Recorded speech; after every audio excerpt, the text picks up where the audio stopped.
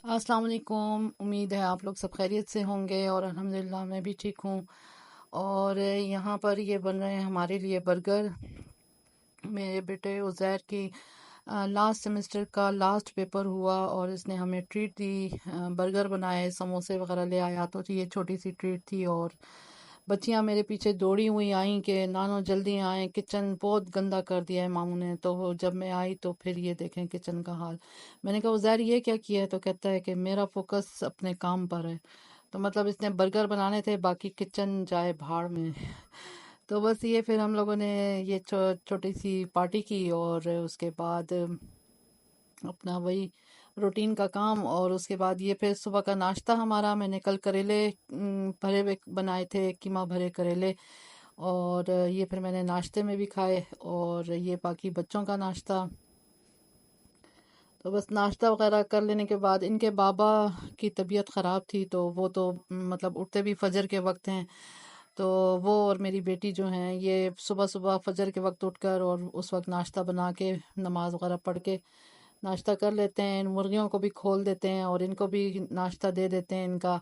तो ये फिर जब हम लोग उठते हैं तो फिर उसके बाद ये इनका दूसरा नाश्ता हो रहा है।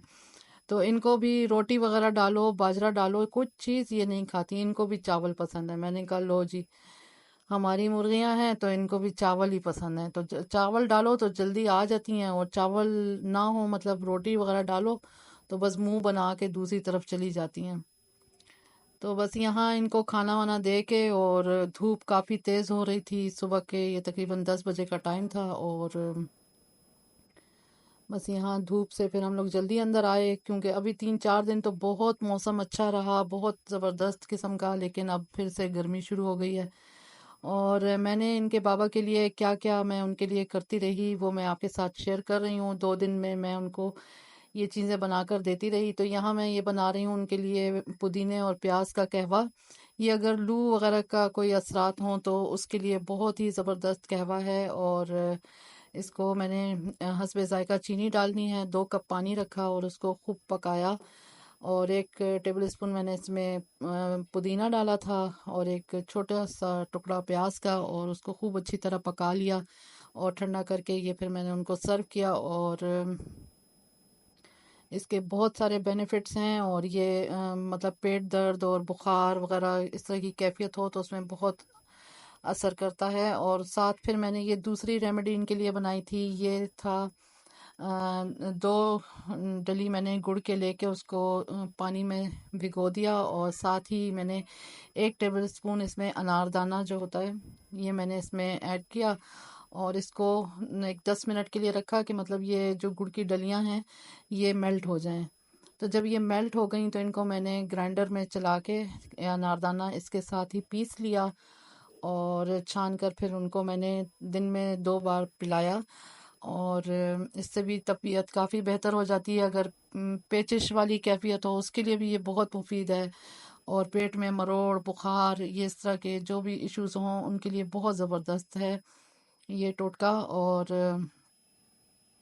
जब भी इस तरह का कोई मसला होता है तो मैं बच्चों को, बड़ों को, सबको यही देती हूँ बनाकर।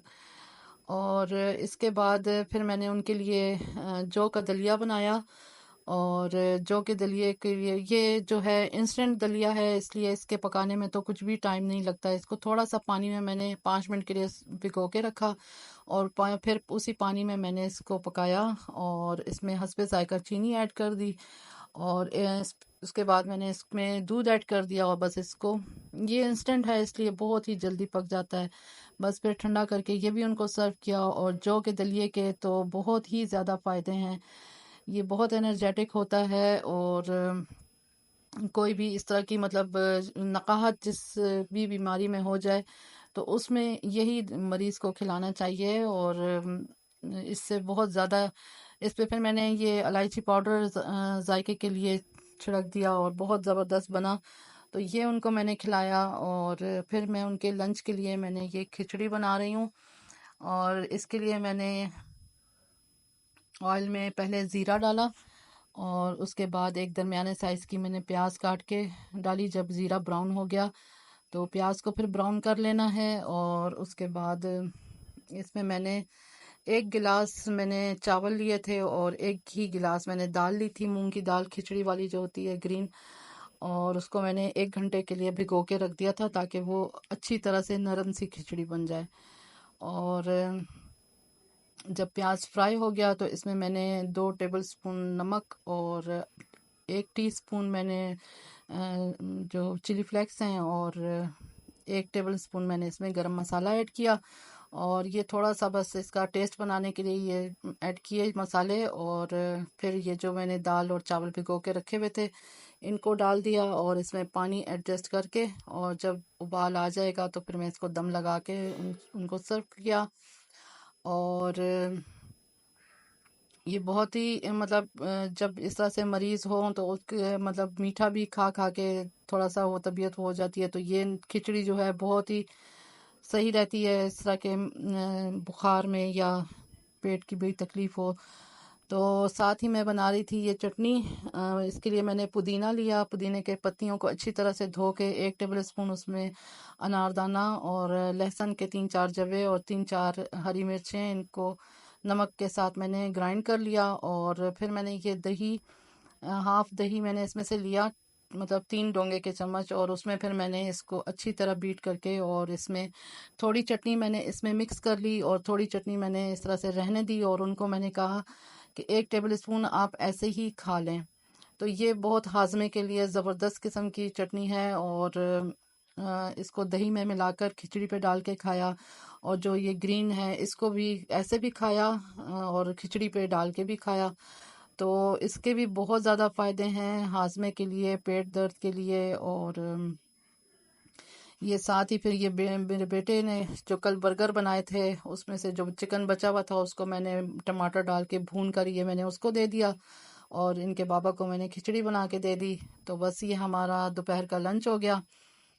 तो बस इसके बाद फिर मैंने उनको साबूदाने की खीर बना कर दी और शाम के टाइम। और बस ये फिर इस तरह से मैं चीज़ें उनको बनाकर दे रही हूँ। दुआ करें कि अल्लाह पाक आराम दे दे। ये साबूदाने की खीर भी बहुत ही ज़बरदस्त, बहुत एनर्जेटिक होती है, ये भी मरीज़ को ज़रूर देनी चाहिए। और मेरी रेसिपीज़ आप लोगों को कैसी लगी, और इसमें अगर कोई कमी बेशी है तो मुझसे शेयर करें और मुझे अपनी दुआओं में याद रखें। अल्लाह हाफिज़।